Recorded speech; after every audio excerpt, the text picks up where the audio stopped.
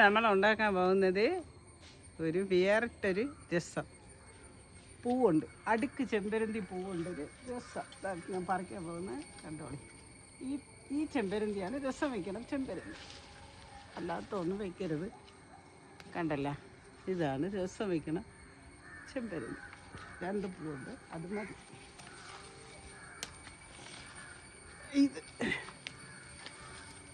ഇതാണ് പൂ. ഇതിൻ്റെ രസമാണ് ഉണ്ടാക്കാൻ പോകുന്നത്. ശരി, ചെറുതായിട്ട് കഴുകി, ഇത് കഴുകിയ പൂവാണ്, ചെറുതായിട്ട് അരിയണം.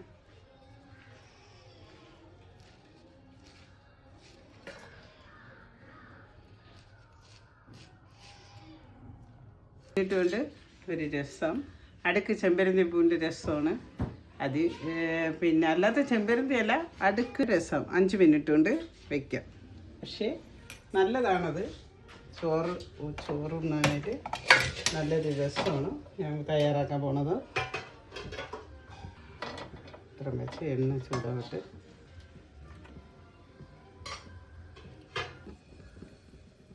വെളിച്ചെണ്ണയാണ്, വെളിച്ചെണ്ണയെ കൊള്ളാവും രസം കഴിക്കാൻ.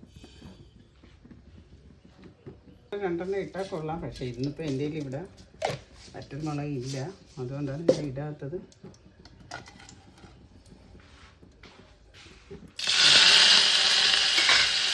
ചെറിയ ഉള്ളി അരിഞ്ഞത് കുറച്ച് വേണം തോന്നണം. അതിലിട്ട് അത് മൂക്കട്ടെ.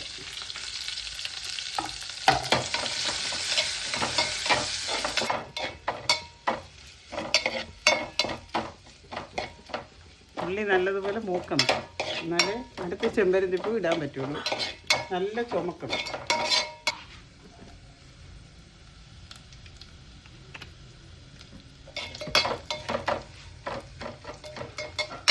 അതിന് ശേഷമേ വെളുത്തുള്ളി ഇടാം.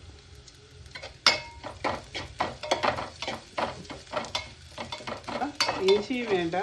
ഈ രസത്തിന് വെളുത്തുള്ളി, ചെറിയ ഉള്ളിയും കറിവേപ്പിലയും കായും ശകലം മുളക് പൂടേണേ. പൂ 2 ഉള്ളൂ.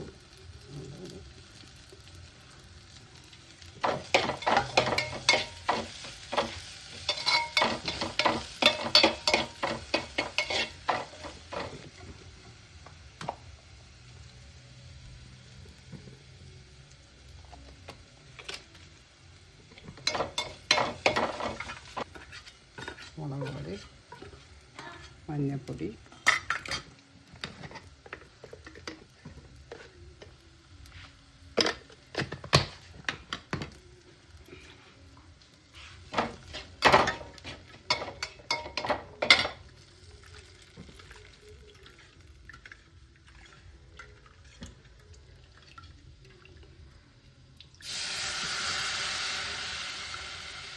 കുറച്ച് വെള്ളം കൂടെ വീഴും.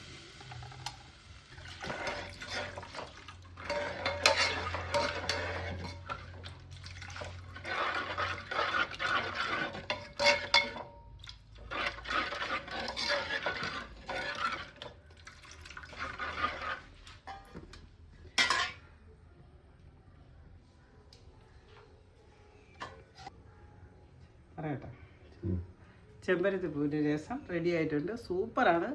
വെച്ച് നോക്കണം, അല്ലെങ്കിൽ വിചാരിക്കും അത് ശരിയാകും. നല്ല രസമാണ് ചോറ് കഴിക്കാൻ.